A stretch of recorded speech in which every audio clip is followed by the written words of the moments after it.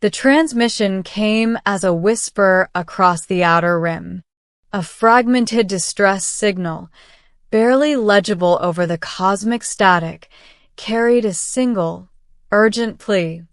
Princess Elora of the Calistran Empire, captured, need extraction. I had heard whispers of the Calistran Empire before, ancient, sprawling, and merciless in its expansion across the Orion expanse. Entire star systems had fallen under their rule, their dominance enforced by fleets of sleek warships and genetically enhanced soldiers.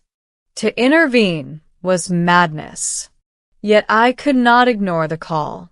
I approached the coordinates in my battered freighter, the Iron Valkyrie, the hum of the engines drowning out the silence of the void.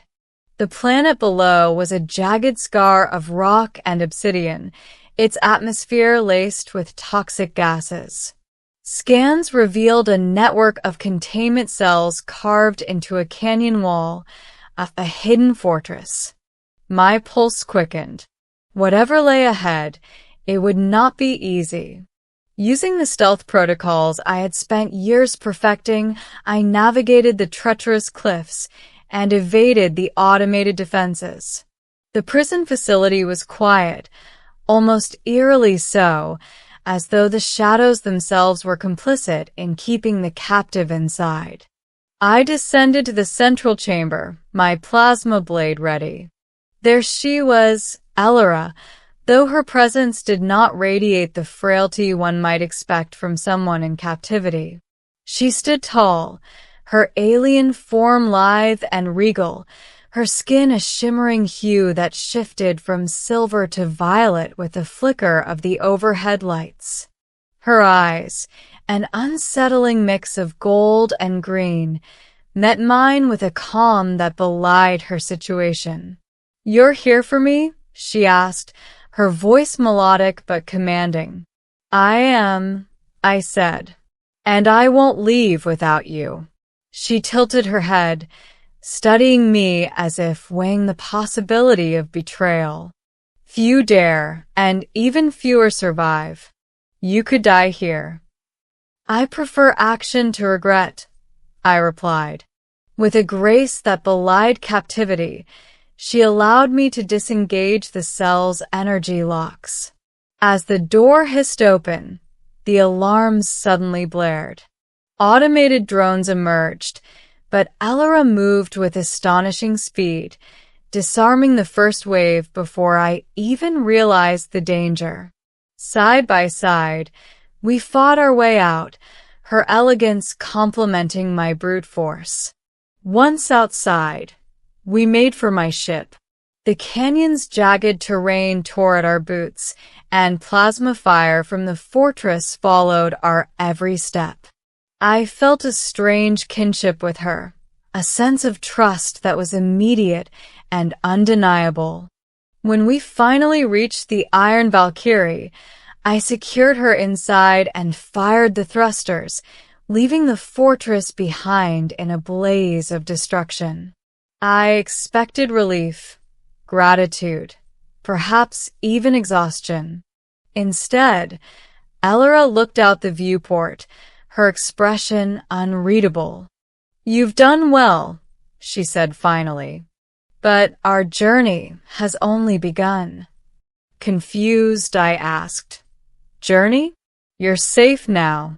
Where are we going?" Her eyes met mine, unwavering. "To reclaim what is mine and what belongs to the Empire." I blinked. "The Empire?"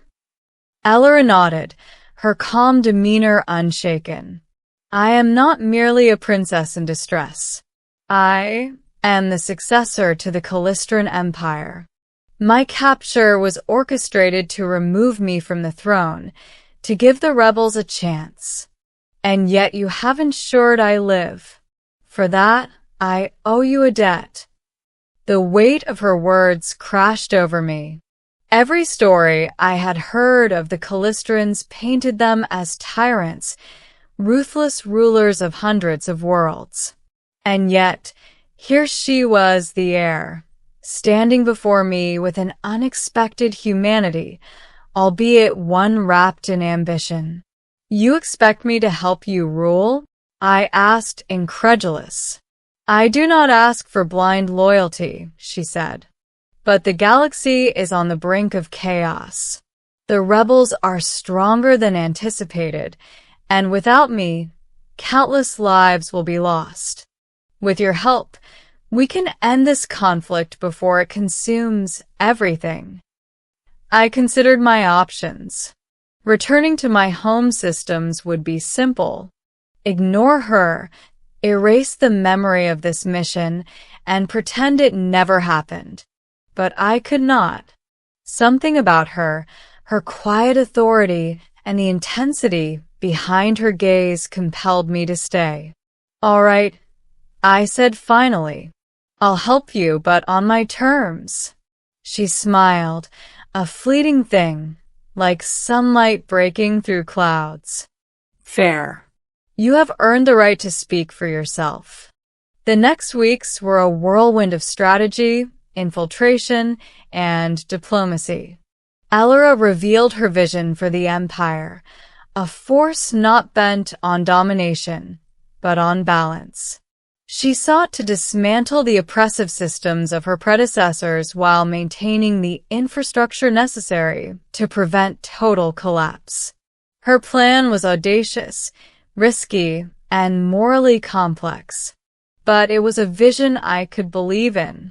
We began by infiltrating a rebel stronghold, a fortress floating in the void, where leaders of the insurgency plotted attacks against the Empire's loyal systems. Disguised as mercenaries, we navigated the labyrinthine corridors. Elora's presence commanded respect, even in secret. Her voice, calm yet authoritative, turned enemies into hesitant pawns, their aggression tempered by awe. In the throne room of the rebel leader, I finally confronted the reality of our task. Elora moved with a serenity that was almost terrifying. With a single gesture, she deactivated the room's defenses, then spoke directly to the insurgents. "I am Elora Calistran," she announced, "and I am the legitimate heir of the Empire. Your cause is noble, but misguided. Join me, and we can reshape the galaxy together. Resist, and you will face the consequences you have chosen." There was silence, the kind that presses on your chest and makes every heartbeat sound like a drum.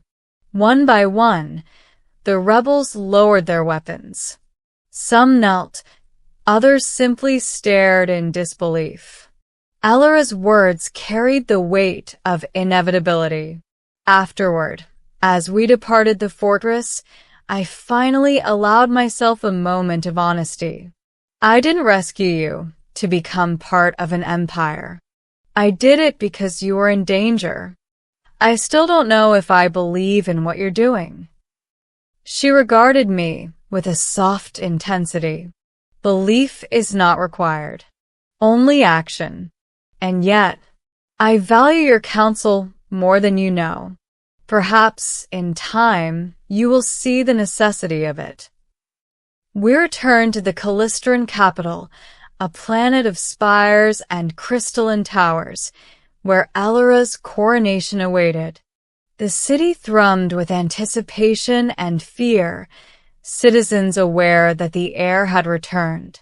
I stood beside her, no longer simply a rescuer, but a participant in the unfolding history of an empire reborn. As Elora ascended the throne, she turned her gaze to me. "You saved me," she said. "But in doing so, you have saved countless others. You are a rare human, one who understands that courage is measured not by the blade, but by the choices we make." I allowed a wry smile, the weight of everything we had endured settling into my bones. "I suppose I can live with that." And so, the galaxy shifted. The Calistran Empire did not crumble, nor did it reign in unchallenged tyranny. Under Ellora's guidance, it became a force of calculated stability, feared by those who sought chaos, respected by those who valued order.